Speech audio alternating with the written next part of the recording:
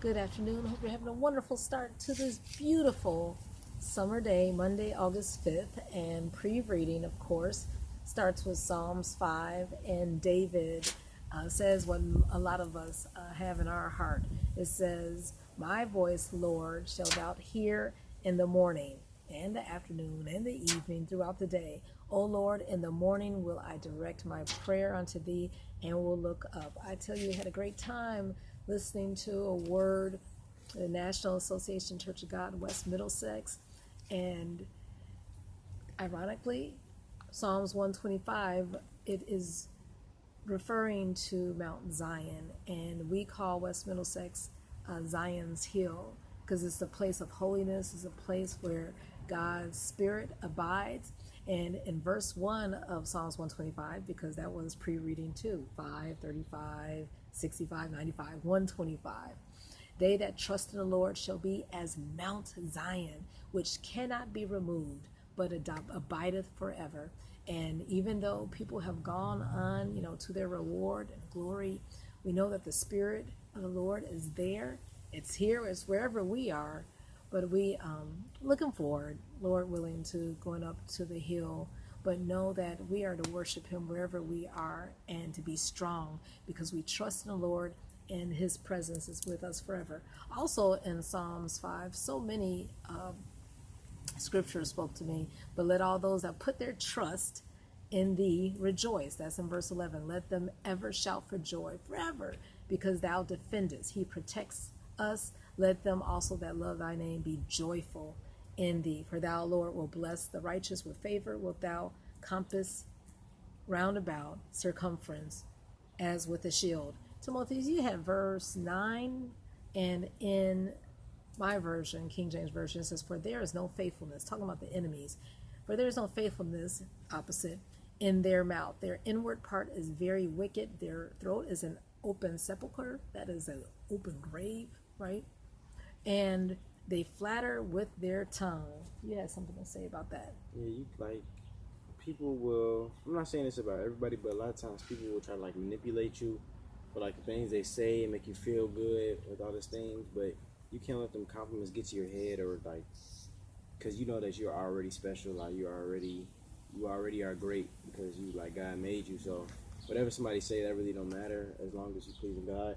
So don't be easily taken over just by people saying nice things about you because they may only be wanting something from you. So you can't really let that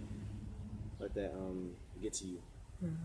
It's manipulation and flattery, and this is just like an open grave, right? It's all dead and empty, but our lips and our heart is filled with praise, so we don't need to be refreshed by people's words. It's nice, but we're not thirsty for people. No, the Spirit of God does that, and He makes us a spring. We're in Joshua 17, and these scriptures spoke to me toward the end. It's about Manasseh's land. Joseph had two sons, right? Manasseh and Ephraim, and talking about distribution, inheritance. But toward the end, it talks about how this made me think of West Middlesex, Mount Zion again. So quickly, this is it's a massive land where saints of God go to retreat.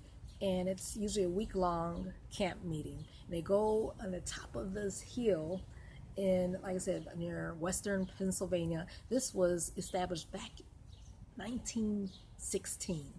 And these scriptures talk about clearing the land. Well, guess what these saints did? It was a forest, right, of hills. They chopped all of these trees down, cleared the land, and they built houses, they built tabernacles, they built a holy sanctuary.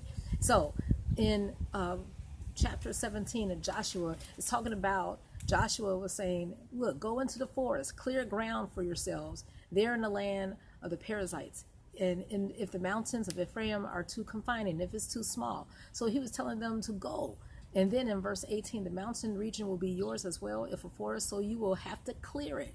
These people worked with the sweat of their brow, and God is glorified by their efforts. And you received a blessing from that scripture too. Do you The remember? last verse. Yep, the last verse. Okay, so what did it say? And all of it will be yours. You must force out the Canaanites, even though they are strong and have chariots made of iron. You clear it out. Okay, so people may have more than you, or like you may not be born into like a rich family, but you still are obligated to be courageous and bold, so you can like shy away from any obstacles, face them head on, because God will help you.